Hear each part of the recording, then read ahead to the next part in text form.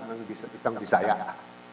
Kaya nga hindi magandang isang basahin. I will have to rewrite it for publication. But I was told that in some of our constituent universities, the script will be projected on the screen.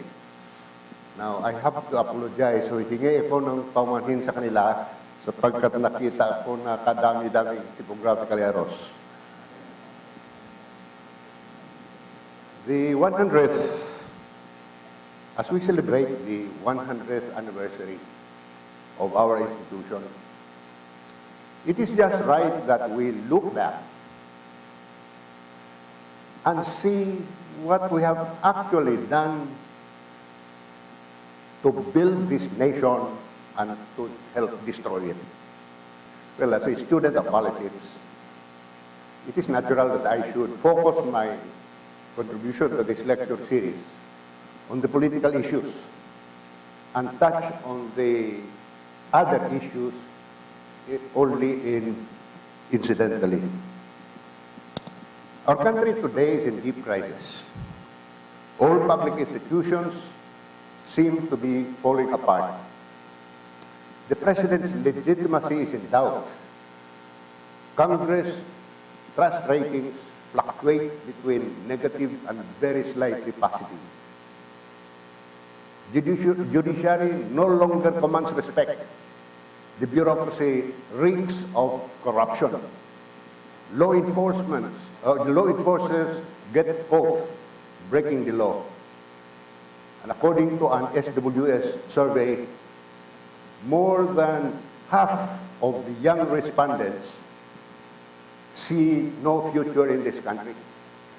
Before, only the unemployed and the underpaid were look for jobs abroad. But today, even the successful professionals have joined the exodus. But instead of trying to slow down this trend, the government is even facilitating the export of people because their remittances keep our unproductive economy afloat. Bragging about a 7.3% GDP growth will not help. This might impress Moody's and Standard & Poor, but ordinary Filipinos judge their economic well-being by the purchasing power of their meager income. Besides, they do not believe in government statistics. Rather than wait for the promised trickle-down effect, they hope for miracles in Huawei and the prayer rallies of transactional religions. But when these illusions lose their power to deceive, General Esperon's new battalions cannot prevent the total breakdown of peace and order. To the sages of ancient China, a crisis is at once a time of big troubles and a time of vast opportunities. Our situation today opens up the opportunity to rebuild the social system. To paraphrase Antonio Gramsci, we live at a historical juncture when the old is dying and the new is yet to be born. This means a chance for us to be the midwives of a new social system. I will not analyze the current crisis in all its complexities and aberrations. I mention its symptoms only to provoke reflection on what we can do as a university, as a community of public intellectuals, to repair our damaged nation. In a sense, to atone for the sins of our alumni government and the kapalpakan of our colleagues who have gone on secondment to government service. Our civic duty today is to raise the level of political discourse so that the usual exchange of platitudes will give way to serious thinking on what kind of society we want and how to achieve it. With our distinctive skills, we can help clarify the muddled issues, critique and examine assumptions, and process the barrage of confusing information. If we neglect this task at this crucial moment, the university will become irrelevant. It pains me to watch the university moving in that direction towards irrelevance. Over the last 2 decades, our academic community has receded to a state of intellectual stupor. The dominant moods are apathy, cynicism, and self-centeredness. There are still a few who fight for ideals, but more fight for green cards, to escape rather than avert an impending catastrophe. Revolutionary impulses no longer come from our university. They come from other schools, from the NGOs, the social movements, and even from the military barracks.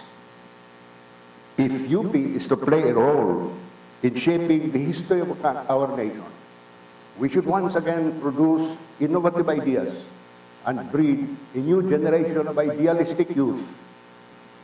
Because in the midst of crisis, we cannot be content with the routines of teaching and research. I am lucky that this lecture is scheduled soon after an amateur political thinker emerged from obscurity to shake the conscience of the nation. Jun Lozada is an electronics engineer, not a political scientist, and he did not graduate from our glorious university. Yet he has put me to shame, not for whistle-blowing, but for the insights he shed on the nature of our political system, its intricate web of corruption, and the moral insensitivity of those who try to conceal it. In reply to the legal luminaries in the Senate, he bewailed the fact that our country has too many lawyers, but too few justices. Justice he defines as one who strives to unravel the truth. A lawyer employs technicalities to cover it up. The Joker of the House of the Senate dared him to produce documentary evidence, but an oral testimony given at great personal risk is to me preferable to a documented lie. You know, when I was in detention in Camp Rami, we were mixed up with common criminals. And some of these swindlers would discuss with me their defense strategy. And I found out that they are experts in collecting documents, pertinent documents, as well as stealing the damaging ones. Kaya just because it is documented, hindi ako agad maniniwala. And I'm not going to dismiss, I'm not ready to dismiss anything just because the one giving the testimony cannot produce the necessary documents. Well, a few days before Lozada's testimony, we also heard the congressmen, those honorable gentlemen, explain that they had to vote the way they did because they have to ensure the release of funds for their districts. It was a virtual admission that government funds, the pork barrel or whatever is the latest euphemism, are released according to how they vote on critical issues. That also confirms that the independence of the legislature from the executive is a sham, and that funds rather than convictions are what matter in that august body. Authors of political science textbooks tell us that bargaining is the essence of democratic politics. But with whom are we to bargain on the problems of our country today. With those whose greed created these problems in the first place, rooted in the system of elite rule, the major problems we face cannot be solved without rocking the system. The elite will do everything to frustrate such efforts. And since they have the power and the resources, their resistance can only be broken by a strong reformist state that has the political will and whose authority comes from the masses who clamor for change. I alluded to this need for a strong state in my commencement address in UP Diliman way back in 2002. That was before JMA started talking of a strong republic. Needless to say, her concept is different from mine.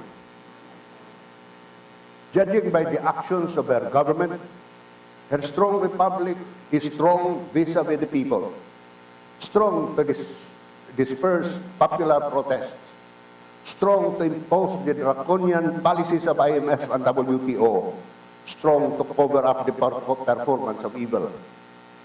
What I have in mind is a strong state vis-a-vis the elite, strong to enforce fundamental reforms, strong to break elite resistance, strong to withstand imperialist pressures. My advocacy for a strong state is not equivalent, incompatible with my advocacy for democracy.